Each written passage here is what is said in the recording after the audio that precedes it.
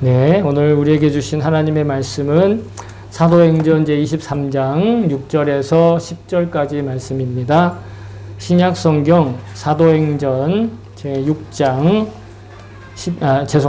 사도행전 제23장 6절에서 10절까지 말씀입니다.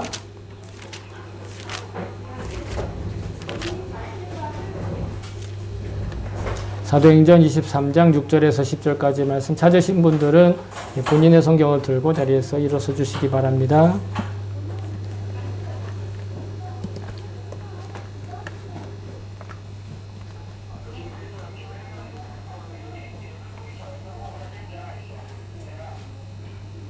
네, 전화 끊으시면 좋을 것 같아요. 예배 시간이니까 그냥 예배 시간이니까 전화 끊는다고 하시고 협조해 주시기 바랍니다.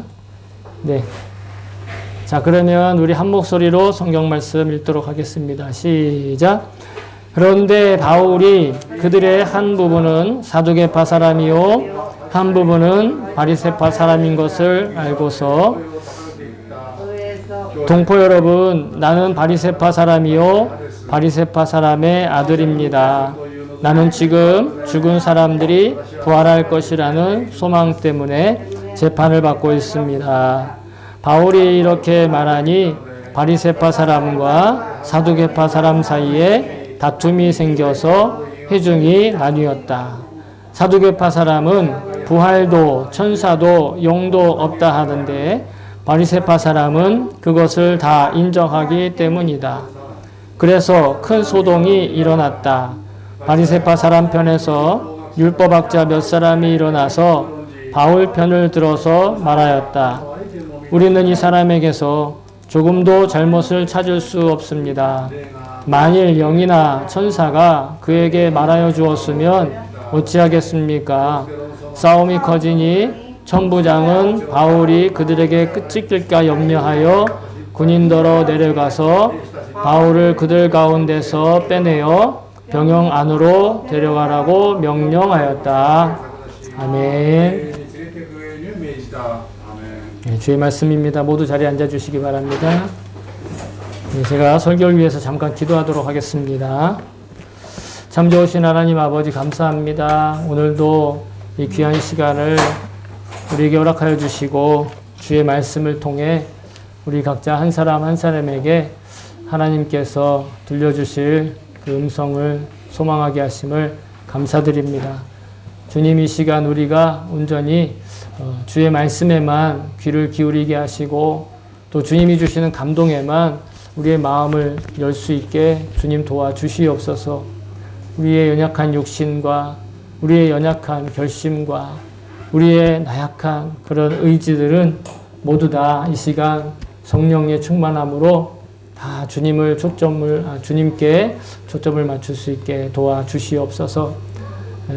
인간의 목소리로 말하고 듣지만 하나님 주시는 귀한 마음으로 들을 수 있는 그런 놀라운 시간 되게 도와주시옵소서. 감사드리며 예수님의 이름으로 기도합니다. 아멘. 할렐루야. 아멘. 주님을 찬양합니다. 네, 여러분, 우리가 지난주에 바울이 양심을 따라, 자기는 언제나 주님 주시는 이 양심을 따라 하나님을 섬겼다, 이렇게 주장하는 내용을 같이 나누었습니다. 그러면서 함께 나눈 메시지가 하나님께서 우리에게 주신 양심은 바로 성령님의 명령입니다. 그래서 하나님께서 주시는 양심의 소리에 순종하는 것은 성령님의 명령에 순종하는 것과 같다. 그러면서 당시 유대인들 지도자들은 그 하나님이 주신 양심이 아니라 자신의 욕심에 붙들려 살았기 때문에 회칠한 무덤과 같은, 겉으로는 화려하고 아름답고 대단해 보이지만 속은 죽음의 냄새와 그 죽음의 뼈들로 가득 차 있는 죽음의 골짜기와 같은 그런 마음으로 살고 있었다. 하지만 바울을 통해 우리가 하나님이 주신 양심을 듣고 그 양심에 순종하며 성령님의 말씀에 순종할 때 정말 아름다운 향기 나는 그 그런 인생으로 진정한 승리를 체감하는 그런 삶으로 인생으로 이끌어 주신다라는 것을 함께 나누었습니다. 여러분 여전히 오늘도 그 말씀의 약속은 유효합니다. 하나님의 말씀을 따라 살 거냐 아니면 자기 욕심에 따라 살 거냐 항상 우리에게는 어떠한 선택을 할 것이냐라는 것이 과제로 주어지고 있죠. 그렇게 바울이 자기는 양심을 따라 하나님을 섬겼다 이런 선언을 하니까 갑자기 그 안에 분란이 일어났죠. 술렁거렸습니다. 그리고 그 순간 바울은 그 산헤드린 공회가 단지 한편의 사람들이 아니라 바로 사두개인들과 바리새인들이 함께 있다라는 것이 떠올랐어요. 물론 사도 바울은 이전에도 유대인 지도자들은 사두개인들과 바리새인들로 이루어져 있고 그리고 산헤드린 공회에는 당연하게 그 두 그룹의 그 두 파의 사람들이 지도자로서 그곳에 있다라는 건 너무 당연한 일이었던 거죠. 그냥 흔히 상식으로 알고 있었던 내용입니다. 사두개인과 바리새인들에 대해서 잠깐 상식적인 선에서 말씀을 드리면 분위기가 어떠냐. 사두개인들은 굉장히 냉정하고 현실적인 사람들이었어요. 그래서 표면적으로 일어나는 일들만 인정을 해요. 그들에게 있어서 가장 권위 있는 책은 모세오경이에요. 모세오경이라 하면 창세기, 출애굽기, 레위기, 민수기, 신명기. 우리 성경에도 구약 성경의 제일 앞에 있는 책들이잖아요. 그 5권만 인정을 해요, 사두개인들은. 그 5권 안에 있는 율법과 그 5권 안에 있는 조상들의 이야기만 인정을 해요. 그 외에 예언서라든가 아니면 무슨 지혜서라든가 또는 그 역사서라든가 이런 것들에 대해서는 사두개인들은 경전으로 인정을 하지 않아요. 그래서 그들은 눈에 보이지 않는 것들에 대해서는 절대로 신뢰하지 않아요.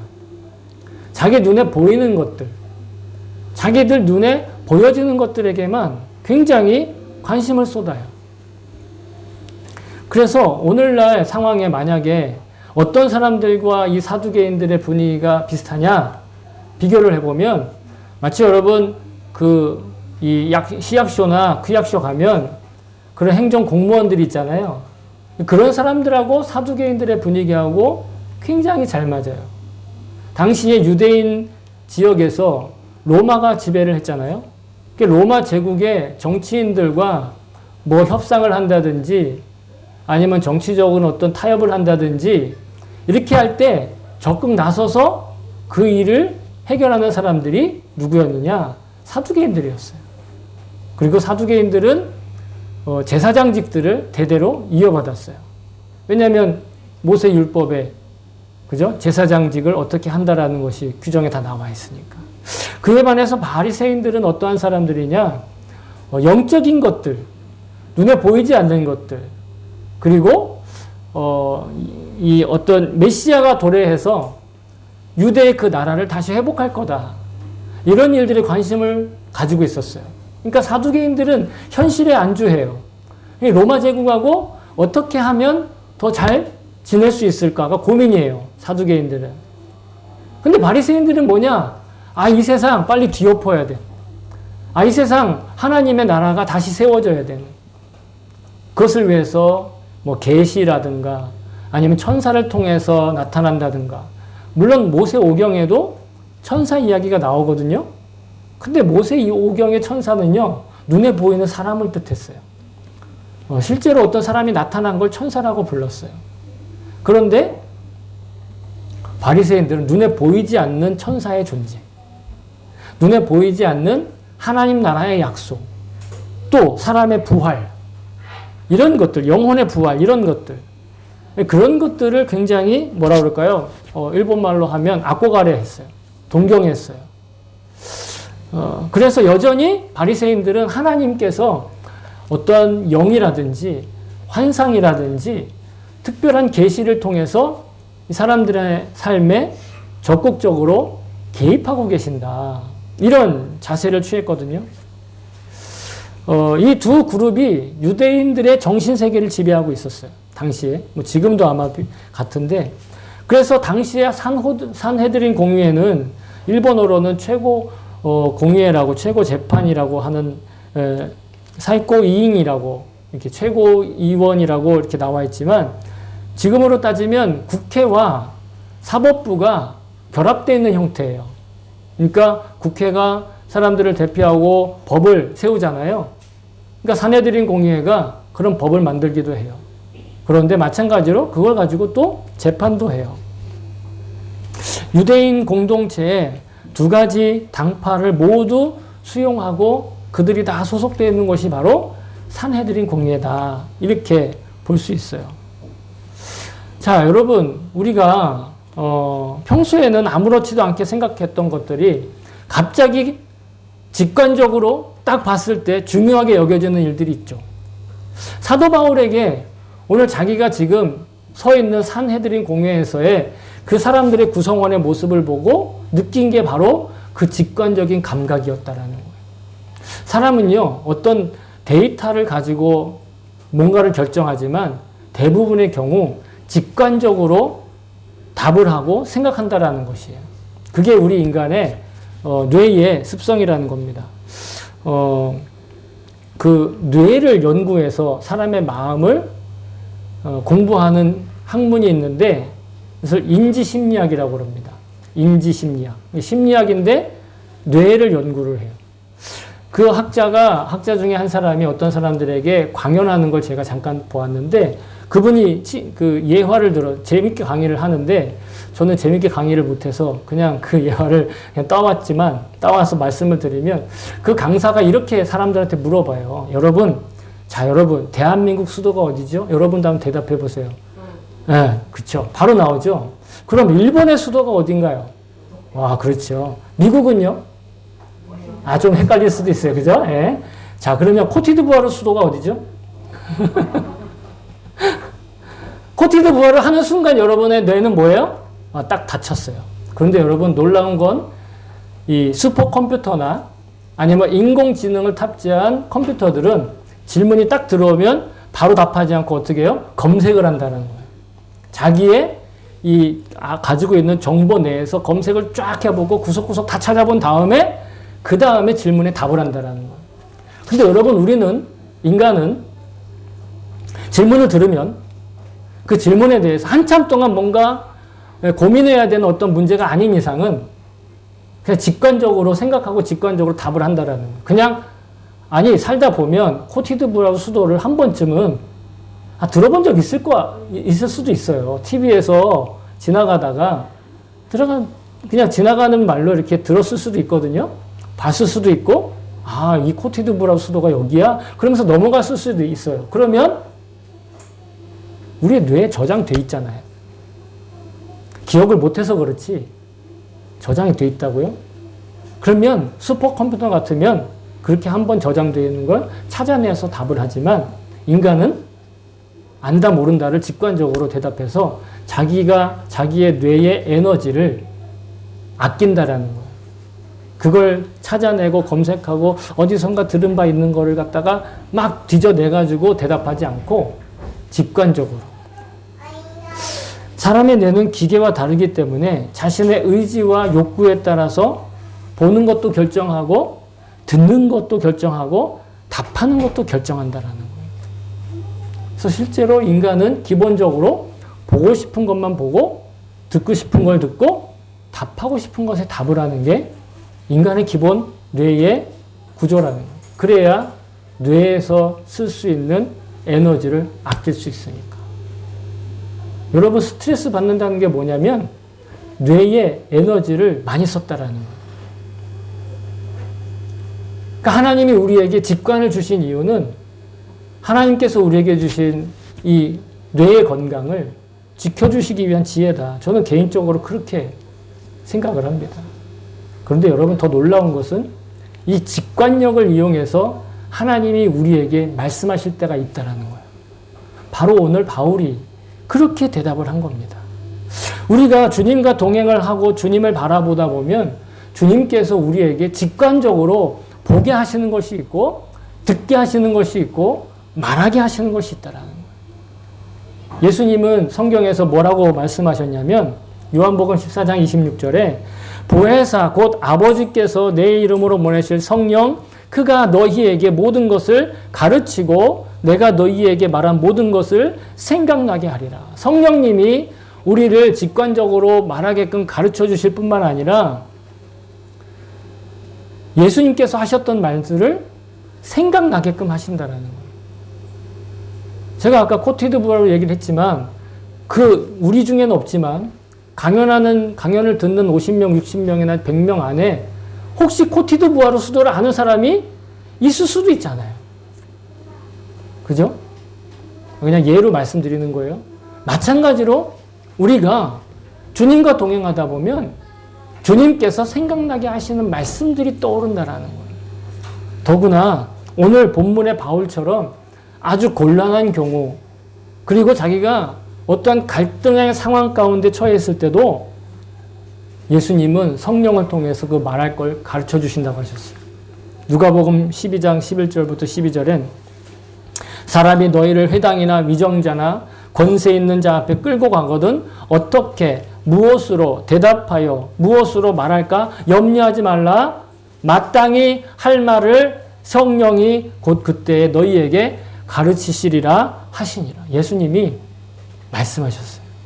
여러분 갈등 상황에 처한다고 곤란한 상황에 처한다고 두려워할 일이 없다라는 거예요. 주님이 가르쳐 주시는 대로 알면 아는 대로 모르면 모르는 대로 생각나면 생각나는 대로 옳다라고 생각하면 옳다고 아니다라고 하면 아니다라고 그걸 말할 용기를 주신다라는 거예요. 바울은요. 이 당파와 교리의 해석으로 갈라져 평소에도 언쟁이 끊이지 않던 그 탐욕스러운 유대인 지도자들의 고질병이 그 순간 떠올랐어요.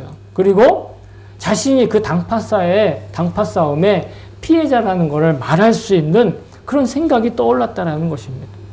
그러자 갑자기 두 당파에서 그냥 잠시 가라앉아 있던 그 다툼이 막 일어나기 시작하는 바울이 그 다툼을 일으켰다라고 보는 것이 아니라 하나님께서 그에게 그렇게 말하게 하셔서 그에게 피할 길을 내어주셨다라는 거예요. 어떤 것이 갈등을 일으키는 일이냐, 힘들어지는 일이냐, 아니면 어려운 일이냐가 중요한 것이 아니라 하나님께서 우리에게 주시는 말씀, 우리에게 주시는 마음에 순종했을 때 그때는 좋은 일이 일어나기도 하고 비가 내리고 억수가 내리고 태풍이 부는 일이 일어날 수도 있어요. 그러나 우리는 그럼에도 불구하고 우리에게 주어진 길, 열려진 길에 순종해야 될 줄로 믿습니다. 당시 유대 공동체들만이 그런 것이 아니라 여전히 세상은 갈등해요. 분쟁을 하고 심지어는 그것으로 전쟁도 벌이잖아요. 정쟁을 하고 서로 욕하고 분파로 나뉘어지고 심지어는 서로를 배제하고 차별하고 그리고 왕따를 시키지 않습니까? 그런데 여러분 교회도 그래 왔다라는 거예요. 안타깝게도 그리고 마음 아프게도 교회 안에도 그런 일들이 있었다라는 거예요. 초대교회에도 그런 면모가 있었음을 성경은 속이지 않고 감추지 않고 있는 그대로 드러냈어요. 바울이 고린도에 있는 성도들한테 편지를 쓰는데 고린도전서 1장 처음에 나오는 부분입니다. 고린도전서 1장 11절에 보면 내 형제들아 글로의 지편으로 너희에 대한 말이 내게 들리니 곧 너희 가운데 분쟁이 있다는 것이라. 고린도 교회 안에 분쟁이 있었다라는 거예요. 그리고 나서 1장 12절부터 17절까지 교회에 분쟁이 일어나는 것에 대해서 바울이 이야기를 하면서 그것은 결코 예수님의 뜻과 맞지 않다라는 것을 말하고 있어요. 이렇게 파당을 만들고 분열하고 다툼을 해나가는 것, 이것이 아직 믿음에 속하지 않는다라는 것도 말하고 있어요. 고린도전서 3장 3절에 보면 이렇게 얘기하고 있습니다. 너희는 아직도 육신에 속한 자로다. 너희 가운데 시기와 분쟁이 있으니 어찌 육신에 속하여 사람을 따라 행함이 아니리요. 육신에 있기 때문에 시기와 분쟁과 다툼과 그리고 분열과 싸움이 일어난다라는 거. 배제가 일어나고 차별이 있다라는 거예요. 믿음이 없이 행동하기 때문에. 주님께서 주신 양심에 따라 순종하지 않기 때문에 여전히 우리 안에 갈등과 다툼과 서로 미워하는 반목이 서로 미워하고 배제하고 끼리끼리.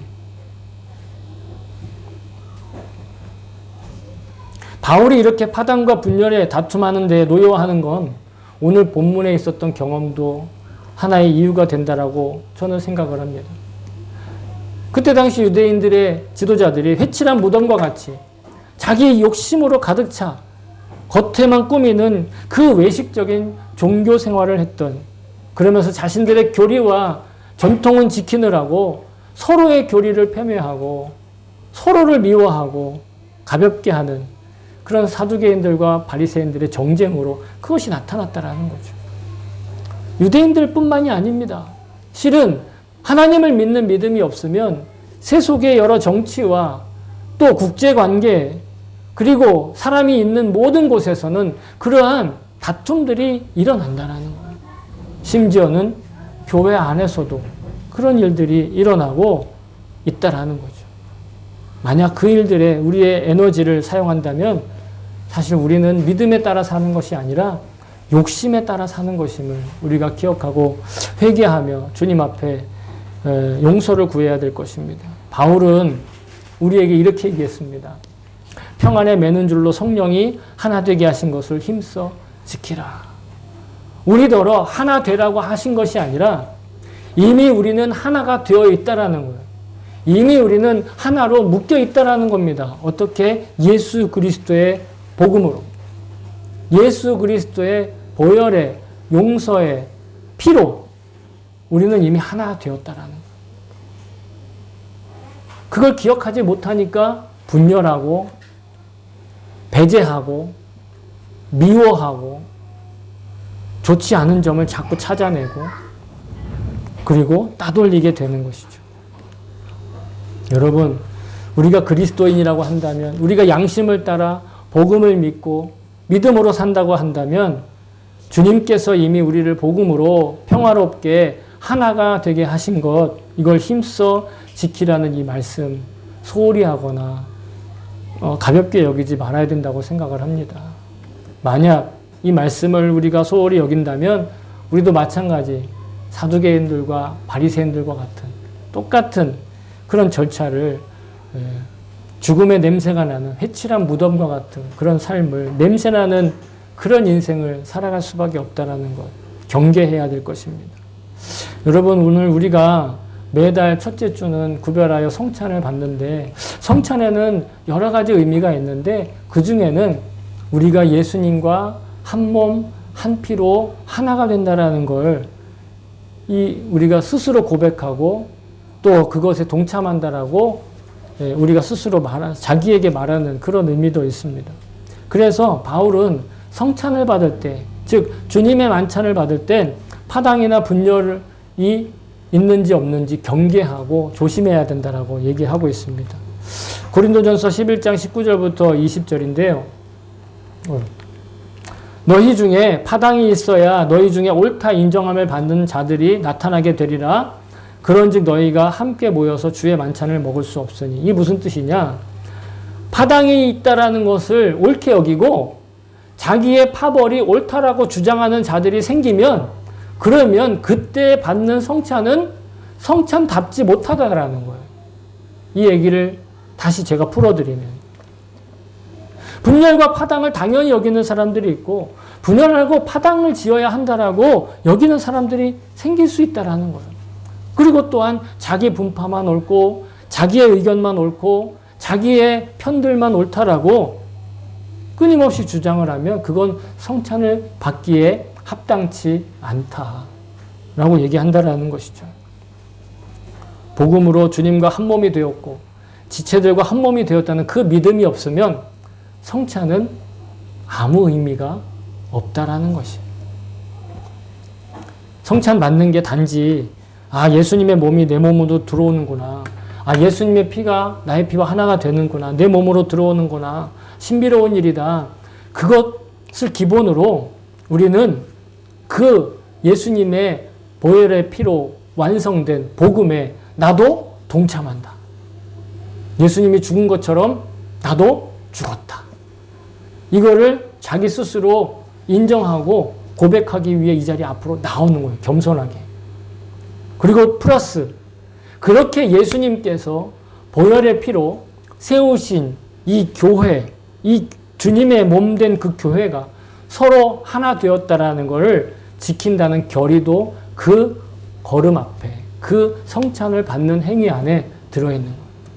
그래서 여러분, 제가 저한테 주세요 하고 이렇게 하라고 말씀드리지 않고 어떻게 하라고 말씀드립니까? 십자가 형태로 이렇게 받으시라고 말씀드리는 거예요. 성찬을 받을 때는 여러분, 십자가 형태로 해서 받으시는. 물론 그냥 이렇게 받으실 수도 있고 이렇게 받으셔도 사실은 뭐 예의에 어긋나는 건 아니에요. 그러나 우리가 성찬을 받을 때 굳이 손을 십자 형태로 하는 건 그 십자가에서 죽으신 예수님의 몸을 내가 받음으로 나도 그 십자가에서 죽고 예수님과 하나 되고 예수님께서 구원하신 교회와 하나 된다라는 걸 나 스스로 여기 선포하는 거예요. 나 스스로에게 선언하는 거예요. 그러니까 성찬은요, 사실은 수동적인 게 아니라 능동적으로 자기가 자원하여 자기 발로 나와서 그 복음을 자기 스스로에게 선포하는 너무도 놀랍고 너무도 귀한 그런 행위라는 것이죠. 성찬을 받는 자리. 여러분, 이 세상의 모든 갈등과 이 세상의 모든 다툼과 분쟁과 차별과 배제와 미움과 그 모든 것들을 하나 되게 하신 그 예수님의 화평, 예수님의 복음의 그 평강, 그것을 내가 적극적으로 나서서 받아들이는 그런 예전인 것을 다시 한번 여러분께 말씀드립니다. 여러분, 오늘 본문을 통해 어떤 이들은 바울이 유대인들의 분열을 활용해서 자기의 곤란한 것을 벗어났다, 이렇게 오해하는 사람들도 있습니다. 하지만 여러분, 바울에게 그러한 기회를 주시고 또 그런 기회를 얻을 수 있도록 눈과 귀를 여시고 입을 열어주신 분은 바로 성령님이시라고 저는 믿습니다. 그러 이 세상에 그 어떤 집단이나 공동체가 분열할 때더라도 복음을 믿는 구원의 방주인 교회는 오히려 분열하지 않고 오로지 주님의 사랑으로 하나 된 것을 굳게 지켜야 함을 오늘 말씀을 통해서 다시 한번 우리에게 가르쳐 주시는 것이라 믿습니다. 바울이 유대인 지도자들의 분열하는 틈에서 벗어나 자신의 소명을 따라 살 수 있는 길이 열린 거예요. 이처럼 우리도 이 세상에 수많은 갈등이 있고 이 세상에 수많은 다툼이 있고 내가 원치 않는 여러 가지 곤란한 상황에 처해 있더라도 그때 주님께서 주시는 말씀에 귀를 기울이고 그리고 그 말씀대로 내 입으로 선포하고 그 말씀대로 살기로 내 마음에 결단하면 그러면 바울에게 그 의회에서 찢겨 죽을지도 모르는 상황, 어려운 상황 가운데 하나님이 개입하셔서 그를 그 곤란한 가운데서 끌어내셨듯이 우리에게도 새로운 길을 열어주실 거라는 거예요. 사실은 그 모든 활동을 성령님께서 하셨다라는 걸 오늘 본문은 직접 말하고 있지 않지만 오늘 본문과 연결되어 있는 11절이 그 말씀을 하고 그 내용은 다음 주에 같이 나누기를 원합니다. 사랑하는 성도 여러분, 바울은 분쟁과 논쟁 그리고 분열과 당파의 한가운데, 당파의 갈등 가운데 서 있었습니다. 하지만 그 갈등이 오히려 바울의 길을 더욱더 분명하게 열어주는 계기가 되었습니다. 때론 성도인 우리의 삶이 이 땅에서 일어나는 수많은 갈등과 정쟁 그리고 진영의 논리와 분쟁과 반목으로 인해서 괴로움과 고통의 한가운데 서게 될 때가 있지요. 그때 해도 우리는 주님과 동행하고 주님의 임재하심을 여러분 의심하지 말아야 할 것입니다. 도무지 견딜 수 없는 다툼과 갈등의 현장에서도 주님의 은혜는, 그 사랑은 변함없다라는 걸 여러분 믿으시기 바랍니다. 바울에게 유대인 간의 갈등이 선교의 문을 활짝 열어주는 촉진제가 된 것처럼 우리가 지금 경험하는 갖가지 갈등과 분열과 또 논쟁과 분쟁도 어찌 보면 우리의 선교적 삶과 사람답고 아름다운 삶의 길을 여는 원동력 되도록 하나님께서 친히 역사하실 것을 저는 믿습니다. 다만 저와 여러분은 오늘 바울이 보여준 용기를 배워서 성령님께서 하실 말씀을 기대하는 마음으로 일상을 살기 원합니다. 또 행복한 인생을 주님 앞에 하루에 하루만큼씩만 쌓아 나갈 수 있기를 다시 한번 주님의 이름으로 여러분 축복합니다. 아멘.